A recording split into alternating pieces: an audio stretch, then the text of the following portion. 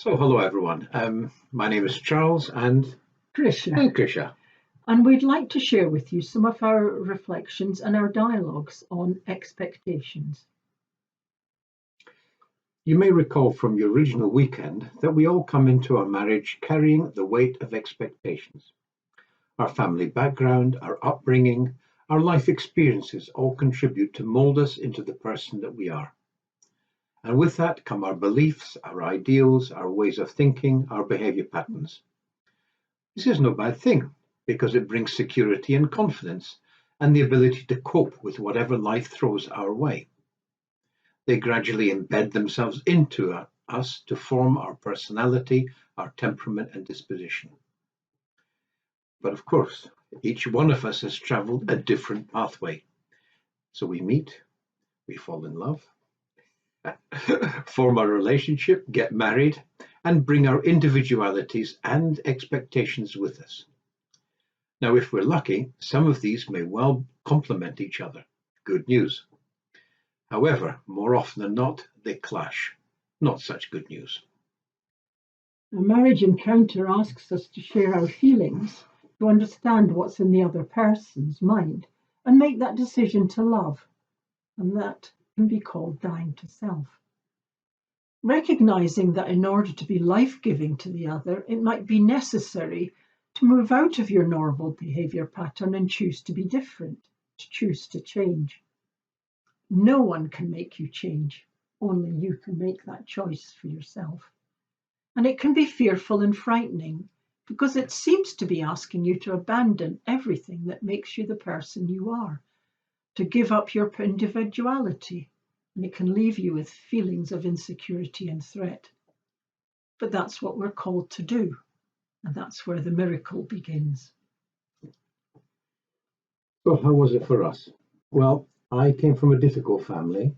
There wasn't too much love and acceptance, very strong traditional role models, and success was measured by being able to do things and to do them very well. A huge load of expectations.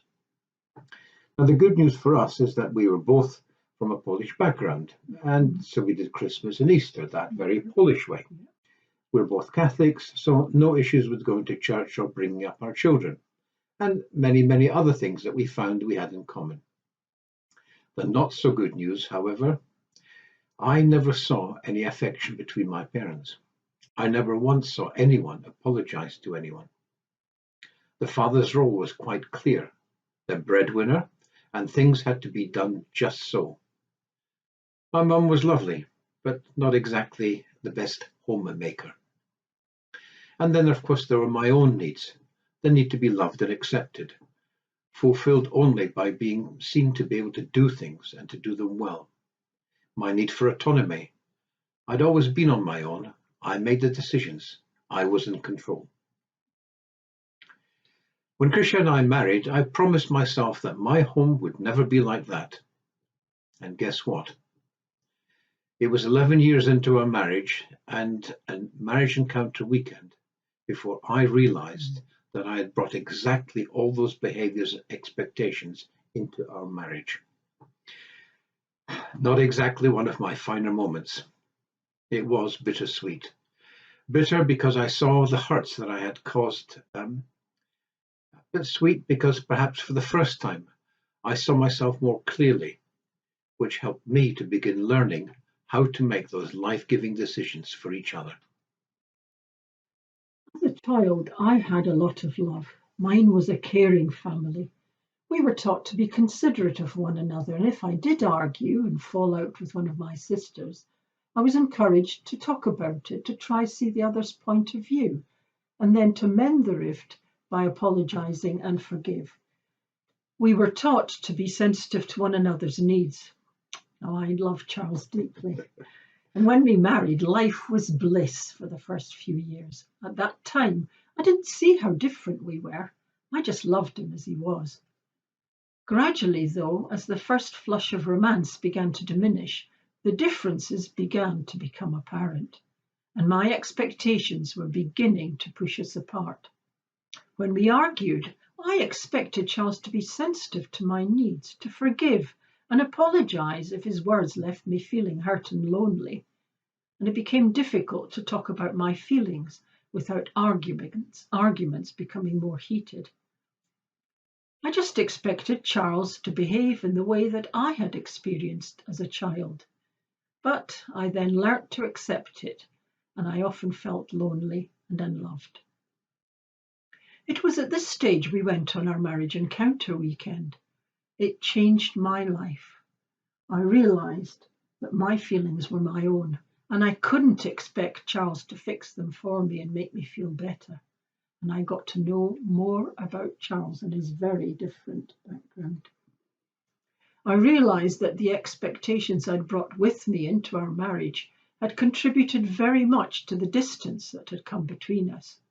And the most profound thing I discovered on that weekend was that it was always my decision to let go of all these expectations and choose to love. So let's take now a few moments for you to reflect on your own personal pathway and what expectations and behaviours that you brought with you into your relationship. So we'd like to put a moment for reflection. I'll read out the question, we'll read it out twice, and then we'll take a few moments. So the question is, what were the main differences between us when we came together? What expectations did these generate? What were the main differences between us when we came together? What expectations did these generate? So if you're doing a YouTube video, could we ask you then please to press the pause button and give yourselves about 5 minutes. If you're reading the text, then please take 5 minutes for this reflection.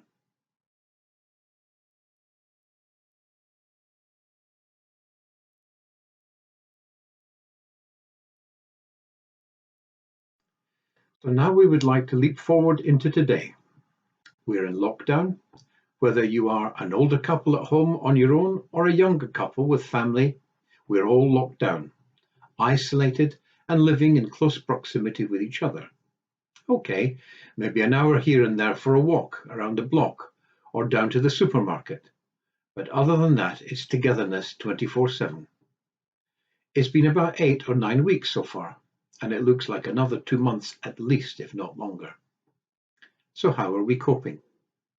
Such togetherness with limited ability to find me time and me space will bring tensions, fertile ground for irritations and tetchiness and annoyances. Is this the opportunity for some of those deeply entrenched behaviours and expectations to begin drifting up to the surface?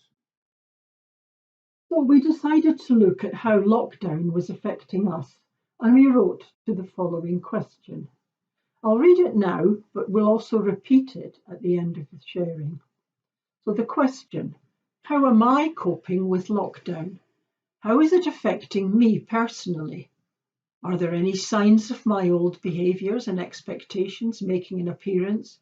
How is it affecting our relationship? Do I need to make any changes? And how does my answer leave me feeling? So I'll just repeat that again. How am I coping with lockdown? How is it affecting me personally? Are there any signs of my old behaviours and expectations making an appearance? How is it affecting our relationship? Do I need to make any changes? And how does my answer leave me feeling? So I wrote, Dear Charlie, as you know, I'm not a gregarious person and I don't need the support of lots of friends around me. I am very self-sufficient. So on the face of it, lockdown isn't a hardship, and I'm happily occupied with doing things. Reading, gardening, jigsaws, making scrubs for the NHS. We now live closer to our daughter and family, and that's a great blessing. But I do miss getting together and sharing a meal, and I miss giving the grandchildren a big hug. I'm very frustrated by my health issues, and I can't do anywhere near as much physically as I used to. I feel guilty that this puts so much more on your shoulders. I am a doer, and I get on as best I can, so I avoid asking you for help. I think this has contributed to the expectation that you should somehow know when I need help. So I know I'm not being fully open and honest with you. And I realise that our relationship is suffering as a result. But I've got mixed feelings, gratitude and guilt. I thank you often, and I need to share more of myself with you, even though I'm reluctant to put more on your shoulders. You already do so much. I don't know what I'd do without your help and support. Love you so much, Krysia. And this is what I wrote. Dear Krysia, I am generally happy with my own company, independent and self-contained. So lockdown has, in general, not been such a great burden. But I also feel good being together with you. I enjoy your company. In the morning, we take turns to get up and make the tea. We lie in bed and dialogue. Hey, what's the plan for today? It brings us into focus and provides a structure for the day. I know that you're not in the best of health at the moment, and you cannot stand for long periods and you get tired quickly. So I've taken on the tasks of cooking and cleaning and hoovering and helping out in the garden, hanging the washing, as well as redecorating the guest bedroom, going off to the click and collect, and so forth. And actually, I'm okay with that most of the time. That is, of course, there are some times when it's not. Some days I wake up and I'm a bit tired and tetchy, no apparent reason. Sometimes despondent and frustrated at the prospect of another day of lackluster routines. Little things begin to bug me.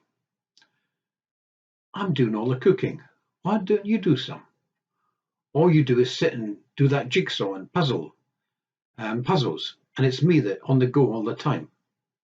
Now, I know that this is really, really not true at all, but these are the sort of thoughts that crash through my head. Often, I can see that you are down. All those aches and pains drain you of energy and good humour. You become unresponsive and defensive. You know, when I'm in a good place, it's easy for me to reach out and give you a hug and reassure you. But you know, when I'm in one of my crabby moods, my grumpy socks, then it becomes a real challenge. All those little expectations creep out from under the floorboards. Oh, do move along a little quicker, will you? Oh, why don't you close the door behind you? Oh, you never tidy up after yourself. And a whole lot of other little, silly, pointless niggles. It's easy enough just to separate and go into our own individual activities, keep out of each other's way, and just let the time pass. But actually, I think that may be taking the easy way out. For me, it has gradually become easier to make those decisions to love. I come up to you and suggest, hey, Krysia, how about a cappuccino and one of our wee little Jaffa cakes? Or come on, Krysia, the sun's shining, so let's sneak out and go up onto the Mac Forest and walk round the reservoir. Or I pull your leg about your Duolingo Italian conversations with your mobile phone. One of the things I like so much when we share our humour and see the funny sides of a situation. And then you look up and you smile that lovely smile of yours. It leaves me feeling close to you, and the crabbiness fades away, and I just want to be beside you. All my love, Krysia. No, all my love, Charles. Okay, so we'll just repeat the question again as we did at the beginning of this sharing. So here's the question. How am I coping with lockdown? How is it affecting me personally? Are there any signs of my old behaviors and expectations making an appearance? How is it affecting our relationship? And do I need to make any changes? How does my answer leave me feeling?